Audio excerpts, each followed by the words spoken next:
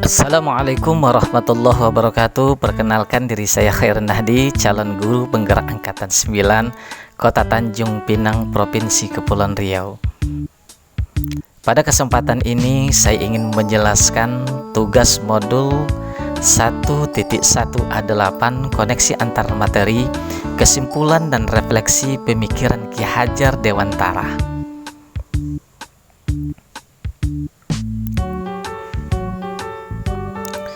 Kerangka pembelajaran pada modul 1.1 ini adalah mulai dari diri, refleksi diri pemikiran Ki Hajar Dewantara, lalu eksplorasi konsep, belajar secara mandiri filosofi pemikiran Ki Hajar Dewantara, kemudian ruang kolaborasi, yaitu ruang kolaborasi sesama calon guru penggerak, berdiskusi, presentasi, sekaligus penguatan oleh fasilitator tentang pemikiran Ki Hajar Dewantara. Selanjutnya ada demonstrasi kontekstual, mendesain strategi dalam mewujudkan pemikiran Ki Hajar Dewantara, yaitu pendidikan yang berpihak kepada murid dan sosial budaya di daerah asal. Lalu ada elaborasi pemahaman, penguatan dan diskusi bersama instruktur tentang filosofi pemikiran Ki Hajar Dewantara. Lalu ada koneksi antar materi, membuat kesimpulan dan refleksi pengetahuan dan pemahaman baru dari yang dipelajari dari pemikiran Ki Hajar Dewantara. Azas pendidikan menurut Ki Hajar Dewantara, beliau membedakan antara pendidikan dan pengajaran. Akan tetapi pendidikan dan pengajaran adalah satu kesatuan yang tidak bisa dipisahkan karena pengajaran terintegrasi dalam pelaksanaan pendidikan itu sendiri. Apabila pendidikan memberi tuntunan terhadap segala kekuatan kodrat yang dimiliki anak agar ia mampu mencapai keselamatan dan kebahagiaan yang setinggi-tingginya, maka fungsi pengajaran adalah proses pendidikan dalam memberi ilmu atau berfaedah untuk kecakapan hidup anak secara lahir dan batin. Tujuan pendidikan, Ki Hajar Dewantara menjelaskan bahwa tujuan pendidikan yaitu menuntun segala kodrat yang ada pada anak-anak agar mereka dapat mencapai keselamatan dan kebahagiaan yang setinggi-tingginya, baik sebagai manusia maupun sebagai anggota masyarakat. Di sini dijelaskan bahwa seorang pendidik itu hanya menuntun tumbuh atau hidupnya kekuatan kodrat yang ada pada anak-anak. Seorang pendidik itu adalah penuntun. Ada 3 semboyan pendidik Ki Hajar Dewantara. Ing Ngarso Sung Telodo menjadi contoh dan teladan, Ing Madya Mangunkarso memberikan ide dan gagasan, lalu ada Tuturi Handayani memberikan dorongan dan semangat buat para siswanya. Dan seorang pendidik itu, kata Ki Hajar Dewantara, diibaratkan petani. Kalau mau tanamannya tumbuh sempurna, ia harus tahu apa yang dibutuhkan oleh tanamannya dan merawatnya sesuai dengan jenis tanaman yang dia tanam.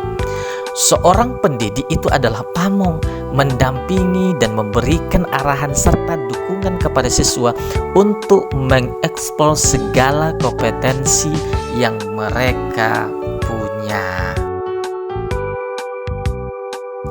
Dalam proses pendidikan, kita harus mempertimbangkan yang pertama adalah kodrat alam, yaitu lingkungan di mana mereka tinggal yang mempengaruhi karakter, cara hidup, dan cara pandang anak didik kita.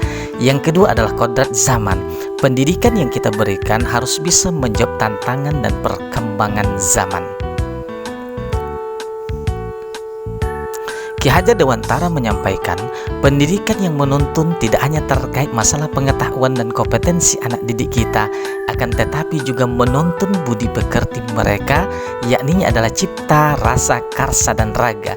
Semuanya itu harus seimbang agar muncul siswa yang bijak dalam bersikap dan mengambil keputusan, sehingga mereka memiliki karakter dan budi pekerti yang mulia. Ki Hajar Dewantara juga menyampaikan, jadikan kearifan lokal budaya daerah sebagai penguat karakter individu sekaligus anggota masyarakat. Ki Hajar Dewantara juga menyampaikan sebuah analogi, seorang guru berhamba kepada murid. Artinya adalah apapun dan bentuk pendidikan yang kita berikan, semua harus berorientasi kepada murid-murid kita, melayani dan memenuhi kebutuhan belajar mereka, sehingga kita mampu untuk menggali dan mengeksplor segala potensi yang mereka punya. sebuah refleksi diri. Sebelum saya mempelajari dan memahami filosofi pemikiran Ki Hajar Dewantara, pembelajaran yang saya lakukan berpusat kepada guru. Siswa diperlakukan dengan cara yang sama, mengeluh karena nilai rendah. Keberhasilan selalu diukur dari nilai KKM. Belajar banyak membaca dan menulis, lebih mementingkan ketuntasan materi ketimbang memahami karakter siswa. Akan tetapi setelah mempelajari filosofi Ki Hajar Dewantara, saya merubah cara pandang saya sebagai seorang pendidik. Perubahan yang saya lakukan adalah pembelajaran berubah menjadi student center, memperlakukan murid sesuai dengan karakternya masing-masing, memberikan mereka kesempatan untuk tumbuh dan berkembang sesuai kodratnya. Pembelajaran meliputi secara menyeluruh cipta, rasa, karsa, dan raga, menciptakan pembelajaran yang menyenangkan, tulus, ikhlas, dan sabar memberikan bimbingan kepada murid-murid saya. Langkah selanjutnya yang akan saya terapkan di kelas yang mencerminkan pemikiran Ki Hajar Dewantara adalah mengenali karakter peserta didik dan kebutuhan siswa dalam belajar, merancang pembelajaran yang variatif, student center, kolaboratif, dilakukan dengan cara menuntun dan menggali kemampuan anak-anak secara kognitif, afektif, dan psikomotor.